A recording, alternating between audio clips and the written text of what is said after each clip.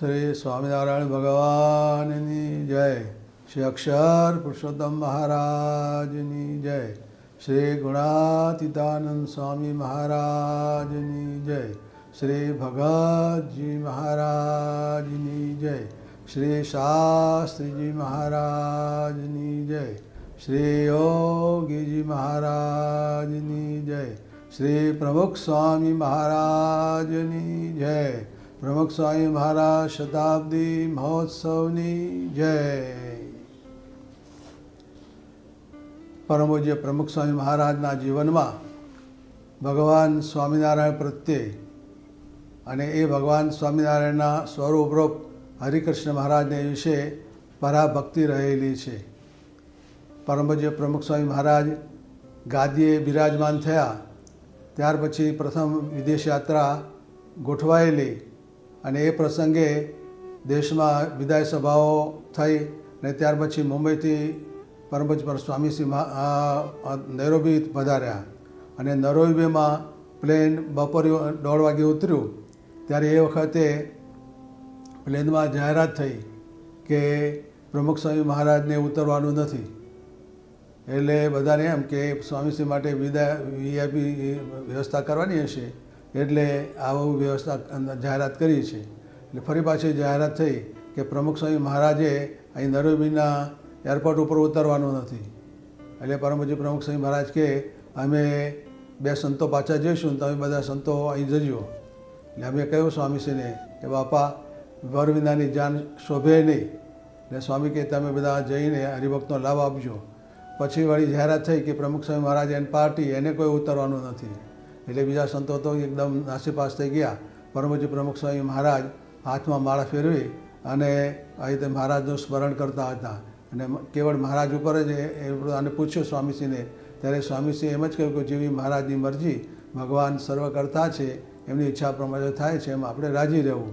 અને એ રીતે તે જ પ્લેનમાં મુંબઈ રાત્રે પાછા આવવાનું થયું અને રાત્રે 2 વાગે દાદર મંદિરે આવ્યા ત્યારે પણ પરમ પૂજ્ય પ્રમુખ સ્વામી મહારાજને હરિકૃષ્ણ મહારાજની ચિંતા હતી. પોતે તો આખો દિવસ કંઈ જમ્યા નહોતા પણ એમને દેહની ચિંતા ન કરતાં હરિકૃષ્ણ મહારાજની એમણે ચિંતા કરેલી અને પોતે હરિકૃષ્ણ મહારાજ માટે ત્યાગોલ સ્વામી અને ઘનશ્યામ સ્વામીને આજ્ઞા કરી કે હરિકૃષ્ણ મહારાજ માટે થાળ તૈયાર કરો.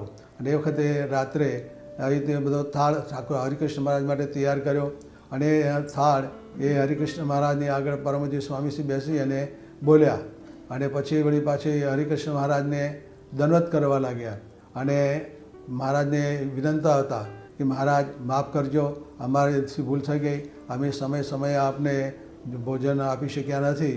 ત્યારે સૌ સંતોએ સ્વામીશ્રીને કહ્યું કે બાપા આ તો આવી આપણે તો ત્યાં હરિકૃષ્ણ મહારાજ મારા થાળ તૈયાર જ હતા પણ આવું સ્થિતિ થઈ એ તો આપણને ખબર જ નહોતી. છતાં સ્વામી કે આપણો અપરાધ થઈ ગયો એમ કરીને હરિકૃષ્ણ મહારાજને 15-20 એવા દંડવત એ કરેલા. પછી ઠાકોરજી થાળ જમી રહ્યા પછી સંતોએ વિનંતી કરી કે બાપા આપ પણ હવે સ્નાન કરીને પૂજા કરીને જમી લો. ત્યારે એ વખતે પરમ પૂજ્ય સ્વામી કોઈના હરિકૃષ્ણ મહારાજ જમ્યા એમાં બધું આવી ગયું. પોતે આરામમાં ગયા, સવારે ઉઠીને સ્નાન કરી પૂજા કરી અને પછી જ પોતે જમ્યા. એટલે પોતાના દેહ કરતાં પણ એમને હરિકૃષ્ણ મહારાજની વધારે ચિંતા હતી. આવા પ્રસંગમાં પરમ પૂજ્ય પ્રમુખ સ્વામી મહારાજને વિશે હરિકૃષ્ણ મહારાજ માટે કેવી પરાભક્તિ છે એનું બધાને સ્પષ્ટ એ દર્શન થયું. એવી જ રીતે 1974માં પરમ પૂજ્ય પ્રમુખ સ્વામી મહારાજ લંડનમાં બિરાજ્યા હતા અને ત્યાં એક દિવસ પધરામણી માટે નીકળ્યા અને વિનોદભાઈ પટેલને ત્યાં પધરામણી કરવા ગયા અને એ વખતે હરિકૃષ્ણ મહારાજને પેલા વિનોદભાઈ એ ગુલાબનો હાર એ પહેરાવા જતા હતા. સ્વામીશ્રીએ જોયું કે હાર ભીનો છે એટલે સ્વામીશ્રી એમના હાથમાંથી હાર લઈ લીધો અને પોતાના ગાતરિયાની સાથે એને બધો આમ ખખડાવી અને બધું પાણી કાઢી નાખ્યું. પછી વિનોદભાઈને આપીને કહ્યું કે હવે તમે હરિકૃષ્ણ મહારાજને હાર પહેરાવો.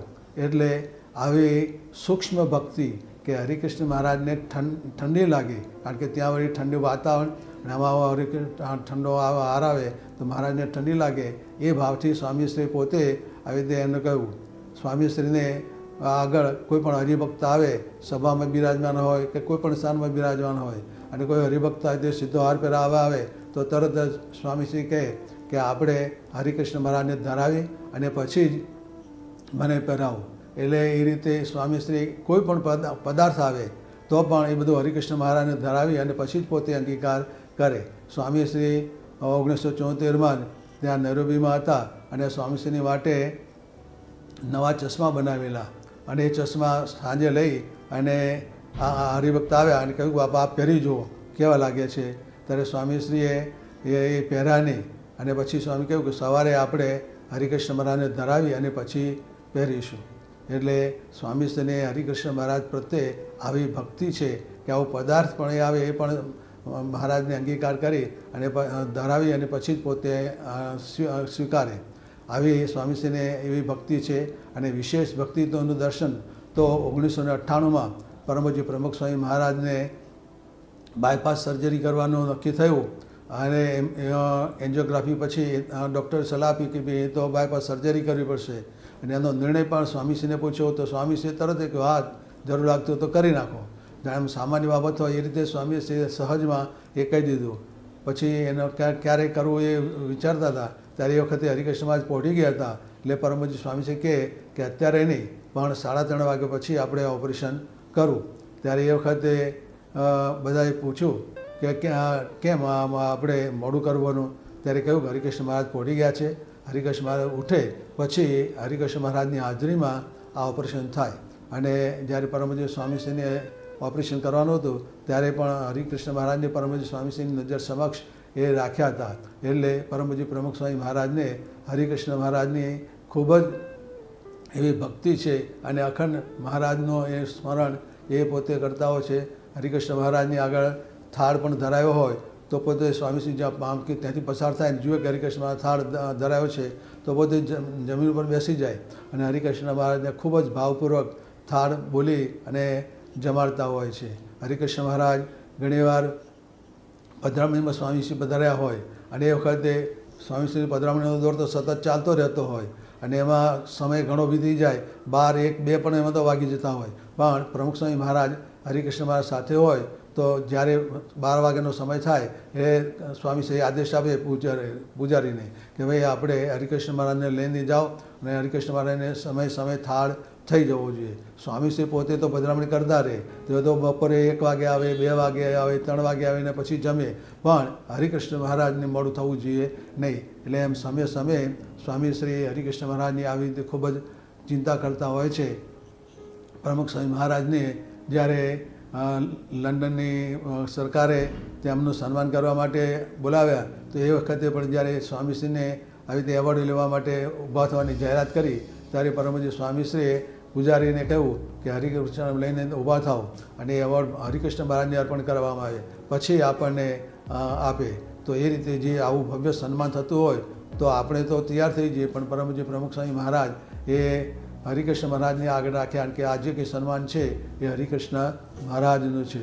કેનેડામાં પણ સ્વામીશ્રીનું જ્યારે સન્માન કરવામાં આવ્યું ત્યારે પણ જાહેરાત થઈ ત્યારે પૂજારીને જ ઊભા થવાનું કહ્યું હરિકૃષ્ણ મહારાજને લઈને અને હરિકૃષ્ણ મહારાજને એમનું સન્માન કર્યું.